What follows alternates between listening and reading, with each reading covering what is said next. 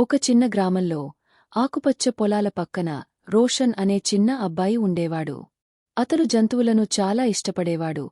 ప్రత్యేకంగా తనకు చాలా ఇష్టమైన చిక్కీ అనే కోడి ఉండేది. కాని చిక్కీ చిన్నదిగా ఉండేది, నెమ్మదిగా నడిచేది. చిక్కీ ఏమీ చేయలేదు అని జంతువులు చెప్పేవి. కాని రోషన్ ఎప్పుడూ నవ్వుతూ చెప్పేవాడు, ఒకరోజు చిక్కీ అందరినీ ఆశ్చర్యపరుస్తుంది. ఒకరోజు మేఘాలు కమ్ముకున్నాయి. భారీ వర్షం పడింది. ఫార్మ్ దగ్గర భూమిలో ఓ పెద్ద రంధ్రం పడింది. కొన్ని కోడి పిల్లలు అందులో పడిపోయాయి. అన్ని జంతువులు భయపడ్డాయి. రోషన్ కూడా అందులోకి వెళ్ళలేకపోయాడు.